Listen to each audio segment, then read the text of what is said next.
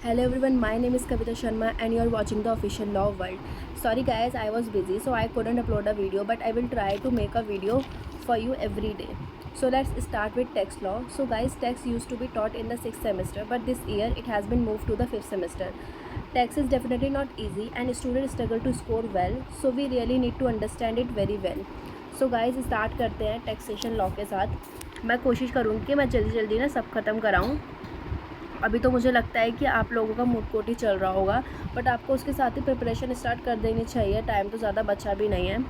ठीक है, तो हमारे पास टैक्सेशन लॉ में ना 6 यूनिट है. ठीक है, ऑफ कोर्स सारी की सारी यूनिट ही इंपॉर्टेंट है क्योंकि 6 यूनिट है और 8 क्वेश्चन तो आपको इसमें से मिलने ही है. तो सबसे पहला क्या है हमारे पास, इंट्रोडक्शन. ठीक है, अब जो इंट्रोडक्शन टॉपिक है ना, इसके अंदर से 20 मार्क्स का क्वेश्चन बनता है. ठीक है, इसमें एप्लीकेशन ऑफ इनकम और डाइवर्जन ऑफ इनकम के ऊपर क्वेश्चन आता है. ठीक है, और 10 मार्क्स में इनकम के ऊपर भी आ जाता है नॉर्मल ए बी पार्ट करके. ठीक है, इनकम किसमें मेंशन है, सेक्शन 224. ओके, उसके बाद हमारे पास है unit second, agriculture income. 20 marks का क्वेश्चन आता ही है. ठीक है, इसमें बच्चाएब गुजदार CIT वर्सेस विनोय कुमार और CIT वर्सेस मद्दी वेंकटेश्वर सुब्बाराव. इसमें ये जो 3 केस हैं वो मोस्ट इम्पॉर्टेंट हैं. उसके बाद जो टॉपिक 3 है, इसमें से भी 20 मार्क्स का क्वेश्चन आता है. इसमें हिंदू अनडिवाइडेड की फैमिली के ऊपर क्वेश्चन आ जाता है. ठीक है, इसमें 2 केस हैं आई गेस, तो वो दोनों ही इंपॉर्टेंट है. एक तो VVRNM और नरोत्तम एंड पारेख वाला. ठीक है, सॉरी 13 भी है. ठीक है, तो जो 13 है वो इनकम डीम टू एक्योर और अराइज इंडिया के ऊपर है. ठीक है, वो सेक्शन 9 के ऊपर बेस है. तो ये वाला जो केस है ना, वोडाफोन इंटरनेशनल हॉलीडे, ये सेक्शन 9 के ऊपर बेस है. अब हमारे पास है टॉपिक 4. अब इस टॉपिक 4 में ही इतने सब टॉपिक हैं कि इसमें से 2-3 क्वेश्चन आराम से बन जाते हैं. ठीक है, इसमें सैलरीज के ऊपर एक क्वेश्चन आता ही है 20 मार्क्स का. ठीक है, उसके बाद हेड C है इनकम फ्रॉम हाउस प्रॉपर्टी. ये तो बहुत ही इंपॉर्टेंट है, इसमें से भी क्वेश्चन आएगा ही आएगा.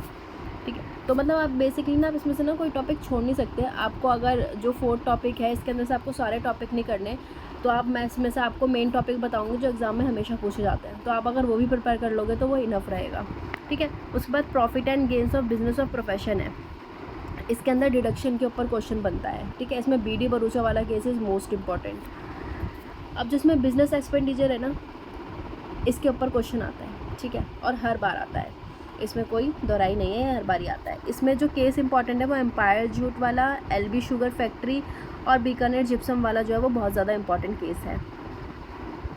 उसके बाद हमारे पास है कैपिटल गेन. इसके अंदर एक ही केस है और इसमें क्या होता है, इसमें पता है ये जो N भगवती अमल वाला केस है ना, इसमें इस केस के फैक्ट आ जाते हैं पूरे. ठीक है, और आपको फिर उसके बेस पे अपना जो है क्वेश्चन डिज़ाइन करना होता है उसमें. फिर इनकम फ्रॉम हाउस प्रॉपर्टी, इसमें भी जो एक केस रहा है ना, राजेंद्र प्रसाद मोदी, इसके ऊपर भी क्वेश्चन के फैक्ट इसी केस के ऊपर आ जाते हैं. उसके बाद हमारे पास टॉपिक 5 है जो कि 20 मार्क्स का आएगा, income of other persons including in SSC's total income. इसके अंदर एक क्वेश्चन आएगा 20 मार्क्स का. ठीक है, और इसमें जो केस इंपॉर्टेंट है वो बत्ता कल्याणी वर्सेस CIT और JM मोक्षी वर्सेस CIT. यही बहुत ईजी है, मैं आपको बताऊँगी. ठीक है, मैं आपको पढ़ाऊँगी ना तो बड़ा इंटरेस्टिंग है.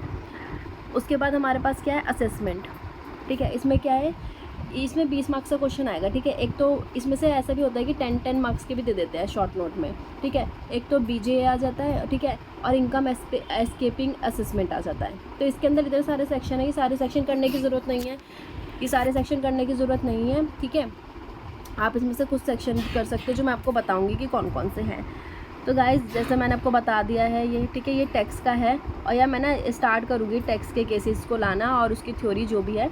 ठीक है, मैं ट्राई करूँगी कि मैं रोज़ एक वीडियो अपलोड करूँ. और अगर आपने पूरी वीडियो देख ही ली है तो इसको लाइक कर दो, सब्सक्राइब कर दो और शेयर भी कर दो अपने दोस्तों के साथ. ओके, मिलते हैं कल एक नई वीडियो के साथ. तब तक के लिए बाय बाय.